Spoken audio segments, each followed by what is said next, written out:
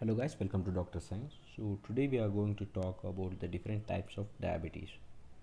In this topic I will be mainly talking about type 1 diabetes, type 2 diabetes and type 1.5 diabetes which is again included into two types, which is ketone prone diabetes and latent autoimmune diabetes in the adults. Okay, so first we will talk about what is meant by type. Let me zoom. Okay, first we will talk about type 1 diabetes mellitus. So what is meant by type 1 diabetes mellitus? Type 1 stands for immune mediated diabetes mellitus. Okay, so what is happening here? So these are the pancreas, and in the pancreas there are beta cells, right? And these beta cells will produce insulin. So what is the function of insulin? So here is your insulin, and the function of insulin is to bind to glucose. So this is the glucose molecule here, and this glucose molecule is needed for the production of energy. So this is your muscle cells. These are your muscle cells, and this muscle have certain types of receptors present on it. So once the insulin goes and binds with this receptor, the glucose will enter into the cells. So insulin is needed for the transport of glucose from outside to inside the muscles, right? So what happens if there is no insulin production? If there is no insulin, the glucose cannot go inside the cells, and if there is no if this glucose doesn't enter the muscle cells, it gets accumulated in the blood, like, and this is called as hyperglycemia. It means there is a lot of glucose in your blood, and this is very bad for your health. So what is happening in type 1 diabetes? As I already told you, it is immune mediated. Means there are antibodies. So these are your antibodies. Antibodies are sticky glycoproteins, and they can destroy everything in your vicinities. So what happens? These antibodies will go and bind with these beta cells of pancreas, and they will destroy these beta cells. If they destroy the beta cells, there is no insulin production, right? And if there is no insulin production, there is no glucose uptake by the cells. Glucose uptake is decreased, and this will lead to increased, or we can say, hyperglycemia, right? So type 1 diabetes, what are the, we have to write a table, please. So type 1 diabetes, it is a immune mediated disease, and it is most commonly seen in younger individuals. Okay, and here you can see ketoacidosis. What is meant by this?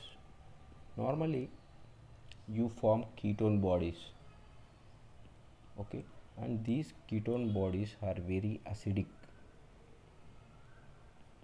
and this will cause acidosis in your body. So in type 1 diabetes you will see ketoacidosis. Okay, and these people, the treatment of choice for these people is we give exogenous insulin, because the beta cells are not producing insulin. We are giving exogenous, means from outside we are giving the insulin. Okay, hence these people are called as insulin dependent, because throughout their life they are dependent on these insulin injections. Okay, so type 1 diabetes is called as insulin dependent. Okay, Next we will talk about type 2 diabetes. Type 2 diabetes mellitus. So what is happening in type 2 diabetes mellitus? Here there are no right, put a star mark and write, there are no antibodies.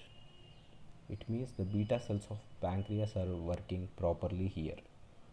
So as you can see, this is the pancreas and these are your beta cells, and beta cells are producing insulin. So this is your insulin, right? And this is your glucose, and they are binding perfectly. But here the mechanism is quite different in type 2 diabetes mellitus. So here are your muscle cells, and on these muscle cells there are normally these receptors which will, where the insulin will bind and the glucose goes inside, right? So these receptors are faulty here, right? These receptors are faulty, so the insulin cannot bind to this receptor, and this is called as insulin resistance, because these receptors are showing the resistance phenomenon. That's why this is called as insulin resistance. And you can see this in adults, or you can simply remember this as we age the receptors are not working properly. You can remember it like that, okay? So you get insulin resistance in these receptors. So what happens if you give exogenous insulin? You are giving exogenous insulin. Can the insulin go and bind with these receptors? No, right? Because the insulin receptors are showing resistance. So exogenous insulin is useless here. So the treatment of choice here are oral hypoglycemic agents. These are the drugs which will lower your glucose levels. Since there is no insulin acting, there is hyperglycemia, right? That's why we want to give this oral hypoglycemic agents for these people. So in type 2 diabetes mellitus, it is insulin resistant diabetes mellitus. Type 1 was insulin dependent because they need insulin throughout their life, but type 2 diabetes people are insulin resistant because the receptors are not working properly, and it is commonly seen in adults, right? And the fourth one is no antibodies are seen here, right? This is very important. Compared to type 1, type 2 diabetes is not associated with antibodies. So these were the features of type 1 and type 2 diabetes mellitus. So again there come some people and they say there is type 1.5 diabetes mellitus. So what is this type 1.5 diabetes mellitus? It means it is showing the features of type 1 diabetes mellitus, and it is also showing the features of type 2 diabetes mellitus.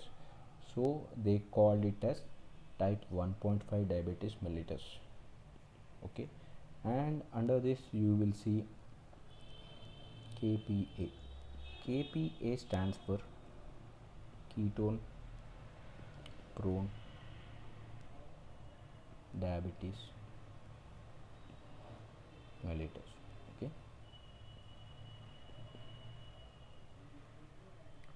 And the other thing is LADA. LADA stands for Latent Autoimmune Diabetes in adults, okay? So these were the 2 diabetes mellitus which are included in 1.5. So first we will take a look at ketone prone acidosis diabetes mellitus 1.5 type, okay? And put a big box here. This is very important. So initially a young child around the age of 15 to 20 years is coming to you. Okay, and this boy is having ketoacidosis. So what, as a doctor, you will assume this as type 1 diabetes mellitus, right? Yeah, because he's young. Type 1 diabetes is mostly seen in young patients, and in type 1 diabetes you will see ketoacidosis. I already said you. You will go back here. You can see here, put a big star mark here. Type 1 diabetes, type 1 DM is associated with ketoacidosis. So as a doctor, what you will think? Okay, this guy is a young patient and is having ketoacidosis. So this guy is a type 1 diabetes mellitus, and for type 1 diabetes mellitus, you give exogenous insulin, right? But you will give exogenous insulin because these people type 1 diabetes are mainly insulin dependent. But what happens after 2 to 3 years? After 2 to 3 years, what is happening is these people are not responding to the insulin so well. Insulin response is low, and they show signs of insulin resistance. Where you see insulin resistance? You see it in type 2 diabetes mellitus, right?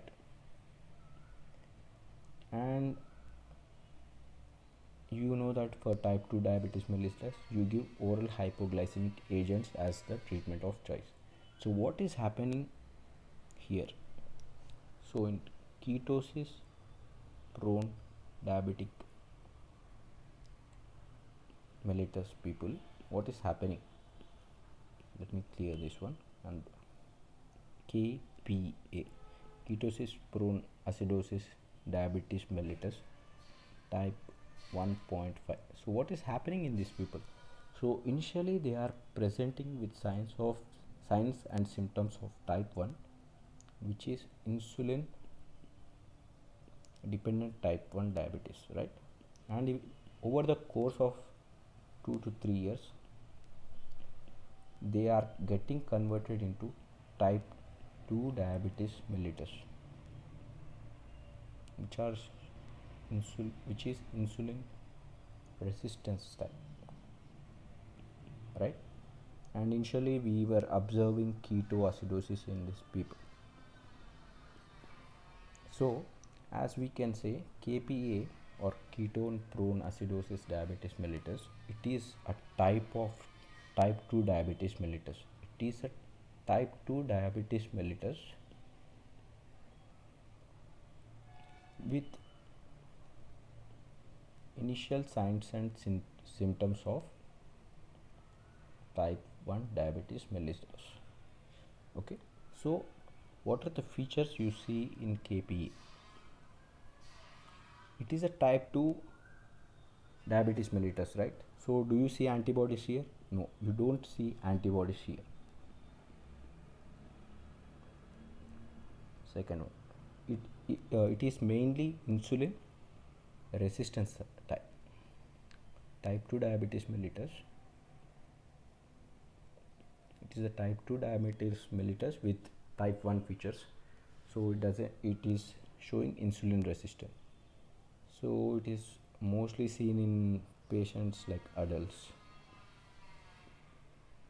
but this was wrong. As you can see, they were coming young and they were having type 1 features, right? And the treatment of choice here, initially it was insulin, because initially it was type 1 diabetes mellitus. Later it gets converted into type 2 diabetes mellitus. So what is the treatment of choice for type 2 diabetes mellitus? It is oral hypoglycemic agents, right? So these are the characteristics of the KPA. And these people, mainly they are obese, okay? And not only that, they are like obese, they have acanthosis nigrans. What is meant by acanthosis nigrans? Acanthosis nigrans is like if you take a look at the back of the neck, suppose this is the neck, back of the neck is very black, okay, that is called as acanthosis nigrans, okay. And not only they have balanthopsis.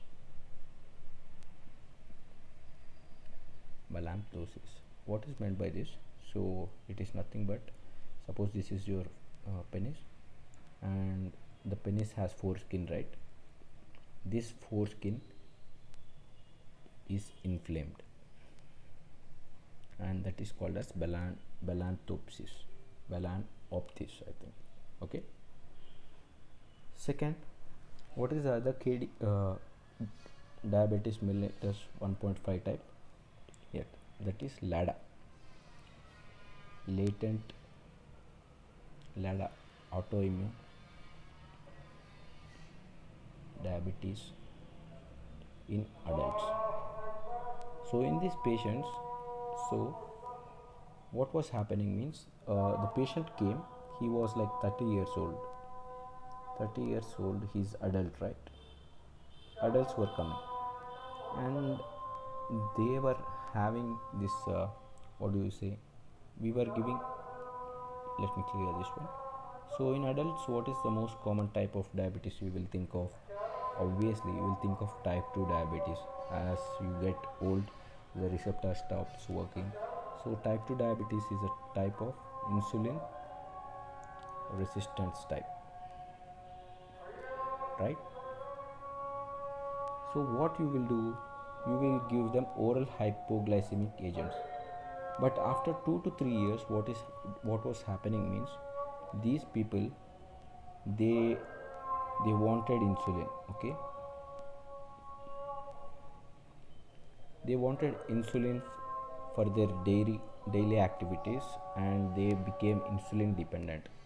So it is type 1 diabetes. It was getting converted into type 1. So in LADA, what is happening? They were initially presented with type 2 diabetes, which is insulin resistance, and eventually after 2 to 3 years, they are getting converted into type 1 diabetes, which is insulin dependent. Hence the name. As you can say, type 1 is associated with autoimmune conditions, or we can say antibodies are involved. Hence LADA. LADA means latent autoimmune. As the name suggests, autoimmune diabetes of the adults, and it is mainly seen in adults. So we can say that LADA is a type 1 diabetes, right, which is mimicking type 2 diabetes. Hence LADA is a type 1 diabetes mellitus. And this LADA, what are the features of LADA? As it is type 1 diabetes mellitus, we can say it has autoantibodies, and not only that, you will be seeing decreased insulin, and these people are mainly insulin dependent, okay. And what is the treatment of choice would be? Treatment of choice, initially it was type 2 diabetes, so we were giving oral hypoglycemic agents, and secondarily they were becoming type 1 diabetes, so we will give insulin, right? So that was about the differences between the types of diabetes mellitus. Thank you.